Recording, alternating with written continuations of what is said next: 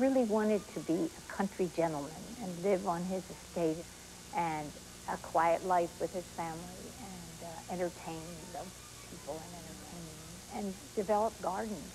I mean, he was the Gentle Bonaparte, as one book calls him.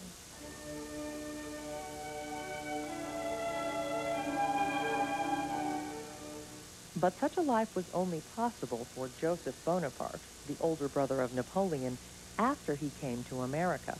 In Europe, he was a diplomat, king of Naples, and then king of Spain. But in 1815, when Napoleon was defeated at Waterloo, Joseph Bonaparte escaped to America. He moved into this house on 9th Street in Philadelphia, where there was already a large French expatriate community, and then to this spot in Bordentown, New Jersey, on a lovely bluff over the Delaware River. Here he found the country life he had longed for. And I tell them that Napoleon's older brother spent 17 plus years in Bordentown, New Jersey. They're quite amazed. They never heard of such a thing. But he lived there happily and built this fabulous estate.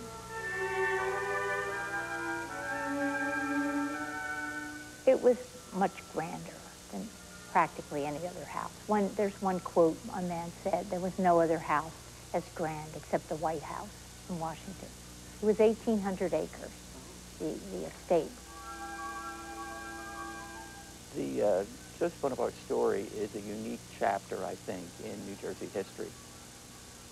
Joseph Bonaparte chose to live here, as do many people today, as a matter of fact, because of its location. Bordentown was on the main road between New York and Philadelphia, the two major urban areas in North America at the time. If you wanted to go to New York, you took the steamboat from Philadelphia to Bordentown and then got into a carriage and went the rest of the way. He had a number of illustrious visitors. Remember, of course, he is on the main road between New York and Philadelphia. Consequently, everyone who travels is relatively nearby. Amongst the famous visitors included John Adams and also the Marquis de Lafayette. And there were many, many others, including fellow Frenchmen Nicholas Biddle and Stephen Girard, two of America's richest bankers, and the statesman Joseph Hopkinson, who lived near Joseph in Bordentown.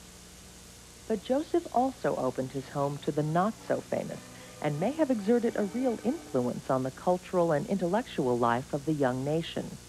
He had more books than the Library of Congress at the time, which is extraordinary. He had a fabulous collection of old masters, as you would say, Titians and Rubens and Snyders and Luca Giordano, and really magnificent things. The art collection was the most extensive assemblage of European art on the North American continent. He obviously had a very sharp sort of nose for quality. It also was a huge collection. It goes into the hundreds and hundreds of pictures. Historically, probably the single most significant painting he brought to the U.S. That stayed here is the picture to my right here, which is Noël Nicolas Coipel's abduction of Europa. It's one of the pivotal pictures in 18th century French painting.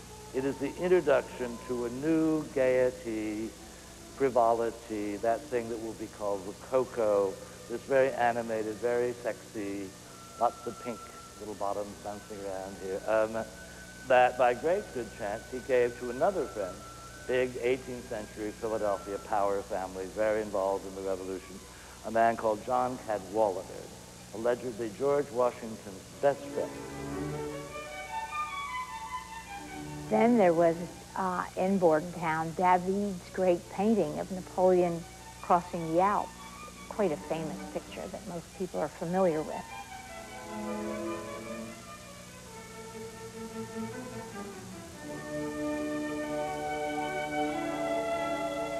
The statue downstairs in the Athenaeum is of Pauline Borghese, who was his sister, Joseph's sister, who was supposed to have been beautiful.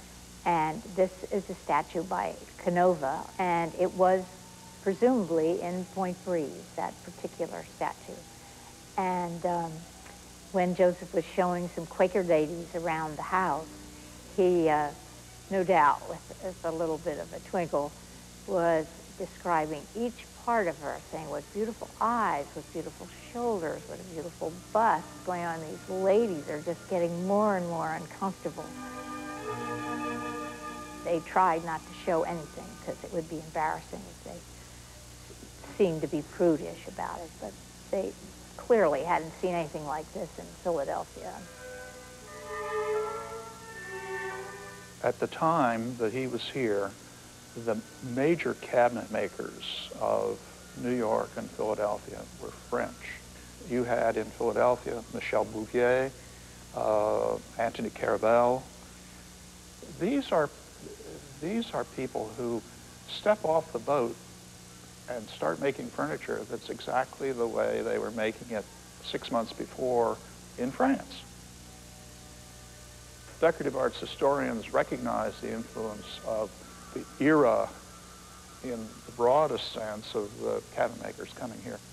But they also recognize that if a wealthy Philadelphian went to Point Breeze and saw all of this French furniture, he might indeed want some of it for his own home. When Joseph died, his house was sold. Paintings and furnishings not already returned to Europe were given away, and most of what remained was sold at 2 enormous public auctions.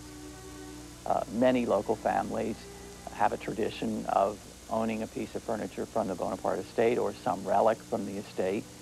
Components of his collection now can be found and seen in galleries in Europe and across North America, from Dublin, Ireland, to New Orleans, to San Francisco. All that remains are ruined foundations, collapsed tunnels, and the splendid view over the Delaware that has changed little in 200 years.